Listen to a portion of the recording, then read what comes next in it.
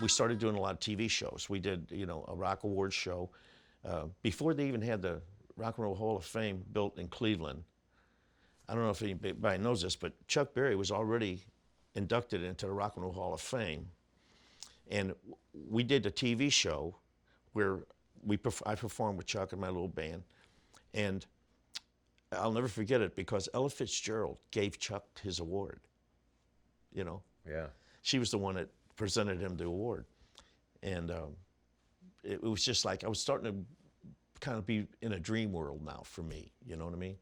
And then all of a sudden we're doing a lot of TV. Well, we did a midnight special, I think, and then we did a rock concert for Don Kirshner. And on that rock concert, Chuck let me sing a few tunes.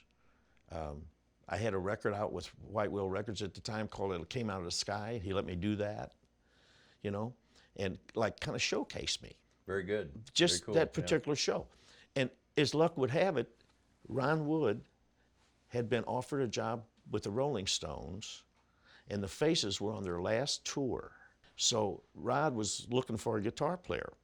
Well, Ron Wood and Rod Stewart saw me on Rock Concert with Chuck Berry, and as luck would have it, I was doing some stuff. I was playing more, I was singing a little bit, and Ron Wood put a bug in Rod's ear, and he says, "That guy, you got to find him and hire him." That's your guy. He says, that's your guy, because you can, if you want a rock and roll band, get that guy in it. So that's what happened. Yeah, I was with Rod Stewart for almost, a little under 6 years. And we toured 3 times, worldwide. And when I say worldwide, like I toured a lot with Chuck Berry, but we would always just probably do, more of Europe, Scandinavian countries and so forth, and I went to Italy once with Chuck and like that. But with Rod, we would always go to the other side and do Australia and Japan. Is there a gig that stands out? What was the best gig? Well, I think the gigs, they were all, in their own way, they were, special. But what always stands out for me is because when I was a kid, I used to listen to fights and things on the radio with my dad, and they would always be at Madison Square Garden in New York, Right. So when I actually played in Madison Square Garden, that was like a big thrill for me. Thrill, wasn't it? Yeah.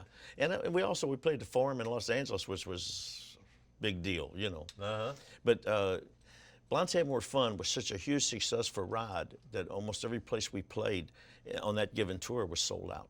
Almost every gig. Nice. Yes, very nice. Rod, he had an organization that was top notch. And Rod didn't do a thing. He didn't lift a finger. I mean, everybody's doing everything for him. I mean, that's the way it worked with him. And probably his band too. Exactly.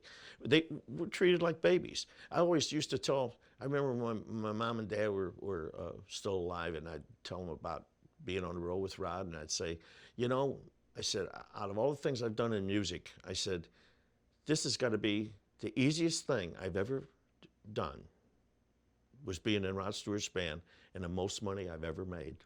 Right. I mean, it was just ridiculous how it works. And you played with him from? I was with him from early '76 to early '81, around in there. Early '80s. Yeah. Then you just came back. Here. Yeah, but I never left, with the exception of staying in London for 7 months when we were touring Europe on one of our tours. Right. Because we were going to be over there for so long, I just chose to live over there. But like Rod always wanted me to move to L.A., and in hindsight, I probably would have even done better than I've done. If I would have moved out there, I would have been closer to the game. You know what I mean? Yeah. But I'm a St. Louisan. All my friends are here. My family were still here then. So, I always looked at it with Rod. I'd say, "Look, Rod," I said, 3 hours on an airplane, I'll be in Los Angeles. Anytime you need me.